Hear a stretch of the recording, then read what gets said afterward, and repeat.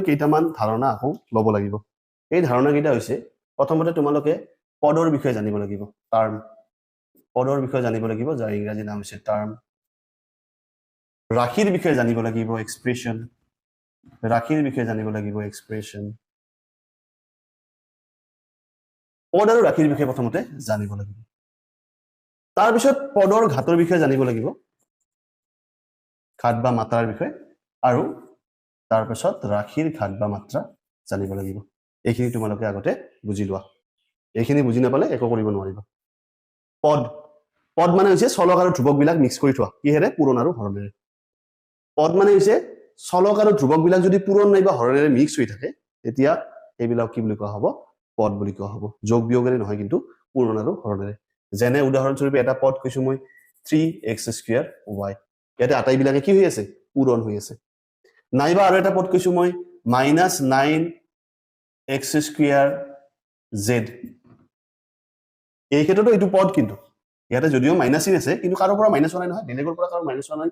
ইটো কেৱল মাইনাস এটা 9 নামৰ এটা সংখ্যা অখণ্ড সংখ্যাত -10 এটা এই -10 টো ইয়াৰ লগত পূৰণ হৈ আছে গতিকে এই এটা কি হৈ আছে পদ হৈ আছে বুজি পাইছে চাগে এইবিলাক কি বুলি কোৱা হয় পদ বুলি কোৱা হয় কি হৈ থাকিব পূৰণ নাইবা হৰণ হৈ থাকিব যেনে xy/2 এই এটা পদ হ'ব ইয়াতে হৰণ হৈ আছে পূৰণও হৈ আছে x আৰু y টো পূৰণ হৈ আছে আৰু 2 টো কি হৈ আছে হৰণ হৈ আছে এইবিলাকক কি বুলি কোৱা হ'ব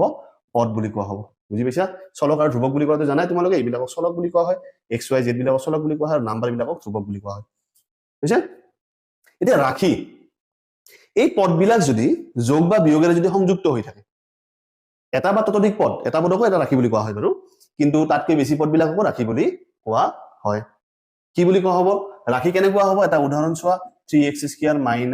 5/2y³ z এইটো এটা ৰাশি এইটো এটা কি ৰাশি কেনেকৈ ৰাশি হ'ল এইটো এক্সপ্ৰেছন কেনেকৈ হ'ল চোৱা কেইটা পদ আছে এটা দুটা কেইটা পদ আছে দুটা পদ আছে যোগ বা বিয়োগেৰে কি হৈ আছে সংযুক্ত হৈ আছে বুজি পাইছা চাগে নিশ্চয় বুজি পাইছা এতিয়া আমি পদৰ ঘাত উলিয়াম কি উলিয়াম পদৰ ঘাত আৰু কি উলিয়াম ৰাশিৰ ঘাত পদৰ ঘাত আৰু ৰাশিৰ ঘাত প্ৰথমতে পদৰ ঘাত উলিয়াম পদৰ ঘাত উলিয়াব লাগিলে কি কৰিব লাগে এই তিনিটা পদৰ উদাহৰণ দিছিলো মই এই তিনিটা ক্ষেত্ৰতে মই কৈ দি আছো বাৰু প্ৰথম পদটো আছিল কি 3x² y ইমানৰ ঘাত ঘাত বা মাত্ৰা কেনেকৈ উলিয়া হয় ঘাতক কি বুলি কোৱা হয় কেতিয়াবা মাত্ৰা বুলিও কোৱা হয় ইয়াৰে ঘাত বা মাত্ৰা উলিয়াবৰ কাৰণে তোমালোকে অকল চলক বিলাক চাবা কি চাবা অকল চলক চাবা ধ্ৰুৱকটো নাচাবা ধ্ৰুৱক বিলাক বাদ দিয়া অকল চলকটো চোৱা এই চলকৰ ঘাত বিলাক চোৱা x ৰ ঘাত কিমান আছিল 2 y ৰ ঘাত কিমান আছিল ইয়াত একো নাই মানে কি আছে ইয়াতে 1 আছে একো নাই মানে কি থাকে 1 থাকে 0 নাথাকে দেই মনত ৰাখিবা একো নাথাকিলে কি থাকে ইয়াতে 1 থাকে এই ঘাত দুটা এতিয়া তোমালোকে যোগ কৰি দিয়া বুজি পাইছা পদৰ ঘাত কেনেকৈ উলিয়াই পদত থকা চলক যিবিলাক আছে চলকৰ ঘাত বিলাক তোমালোকে যোগ কৰি দিয়া 2 আৰু 1 যোগ কৰিলে কিমান হ'ব 3 হ'ব গতিকে ইয়াৰ ঘাত কিমান এই পদটোৰ ঘাত কিমান ঘাত বা মাত্ৰা ইয়াৰে 3 এতিয়া তোমালোকে নিজে বুজি পাইছা চাগে -9x² z ৰ ঘাত কিমান হ'ব কোৱাচোন ঘাত বা মাত্ৰা কিমান হ'ব -9 টো চাম নে নাচাও ইটো নাচাও অকল কি চাম x² আৰু z চাম x² ত কি আছে 2 আছে আৰু z ত কি আছে 1 আছে গতিকে ইয়াৰ ঘাতটো কি হৈছে ইয়াৰ ঘাত বা মাত্ৰা কিমান 3 এই ক্ষেত্ৰত কি চাম xy/2 এইটোৰ ঘাত বা মাত্ৰা কি হ'ব এই দুইটোক আমি নাচাম এইটো ধ্ৰুৱক ৰাখি চলক কি আছে x আৰু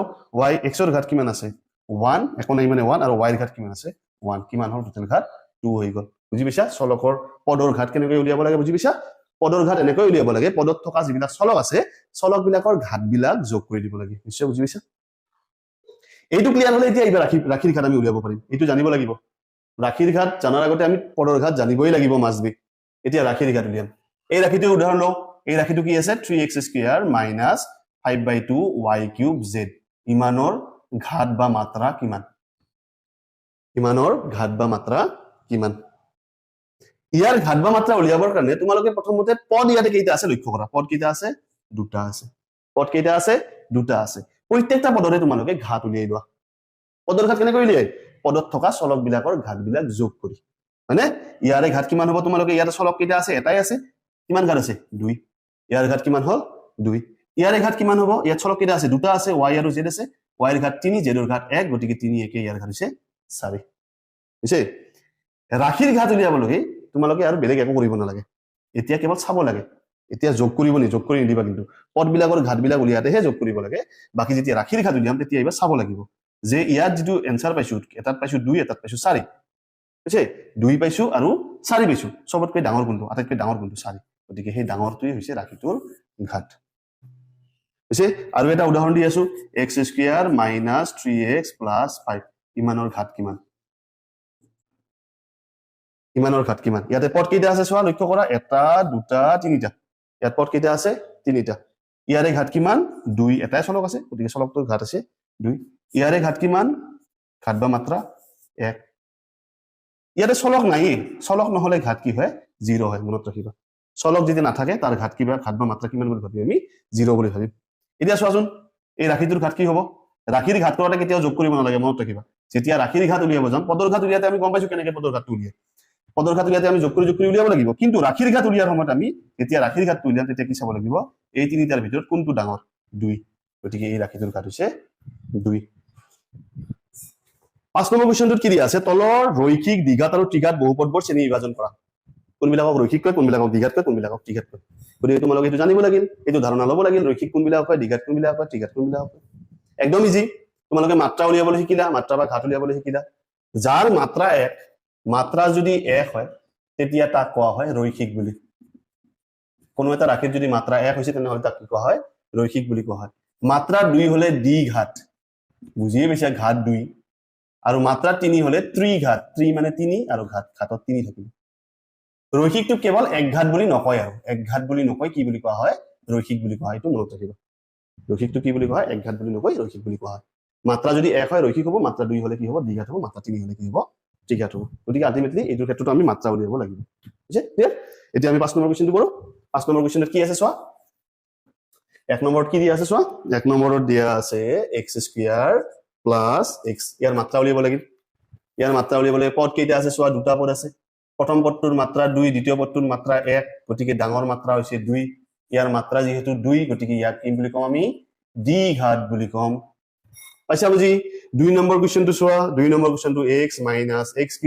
ইয়াৰ মাত্ৰা হৈছে 1 ইয়াৰ মাত্ৰা হৈছে 3 গতিকে ওভাৰঅল মাত্ৰা কি হ'ল 3 হ'ল 3 হোৱাৰ লগে লগে ইয়াক কি বুলি কম আমি ত্ৰিঘাত বুলি কম 3 নম্বৰ কোৱেশ্চনটো চোৱা 3 নম্বৰ কোৱেশ্চনটো দিয়া আছে y + y² + 4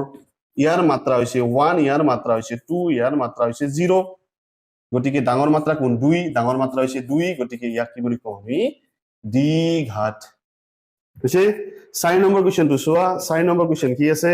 4 নম্বৰ কোৱেশ্চন আছে 1 + x ইয়াৰ মাত্ৰা হৈছে 0 ইয়াৰ মাত্ৰা হৈছে 1 ডাঙৰ মাত্ৰা হৈছে 1 যদি 1 মাত্ৰা তেনেহলে একঘাত নকয় কি বুলি কম ৰৈখিক একঘাত নকয় কি বুলি কম ৰৈখিক 1 নম্বৰ 2 নম্বৰ 3 নম্বৰ 4 নম্বৰ হৈ গল এতিয়া চোৱা 5 নম্বৰটোত এটাই পদ আছে 5 নম্বৰটোত এটাই পদ আছে ইয়াতে কৈ দিছো মই 5 নম্বৰটোত এটাই পদ আছে 3t ইয়াৰে মাত্ৰা কিমান 1 মাত্ৰা হলে কি হ'ব ৰৈখিক 6 নম্বৰটোত কি আছে চোৱা 6 নম্বৰটোত আছে r² ইয়াতে চলক এটাই আছে আৰু পদ এটাই আছে ইয়াৰ মাত্ৰা কিমান 2 মাত্ৰা হলে কি হৈ গল দ্বিঘাত আৰু 7 নম্বৰ কোৱেশ্চনটোত কি দিয়া আছে 7x³ ইয়াৰ মাত্ৰা কিমান 3 হলে এইটো কি বুলি কোৱা হ'ব ত্ৰিঘাত বুজিছে ছাত্ৰ ছাত্ৰীসকল আমি নৱম শ্ৰেণীৰ 2.1 অনুৰণী বিশদভাৱে আলোচনা কৰিলো তোমালোকে নিশ্চয় এইটো পাৰিবা গতিকে নেক্সট ক্লাছ আমি 2.2 আলোচনা কৰিম ধন্যবাদ আজিলৈ ইমানে ভিডিঅটো ভাল পালে লাইক কৰিব কমেন্ট কৰিব শ্বেয়াৰ কৰিব আৰু ডিবি মন্ত্ৰ চেনেলটো সাবস্ক্ৰাইব কৰিবলৈ নাপাহৰিব ধন্যবাদ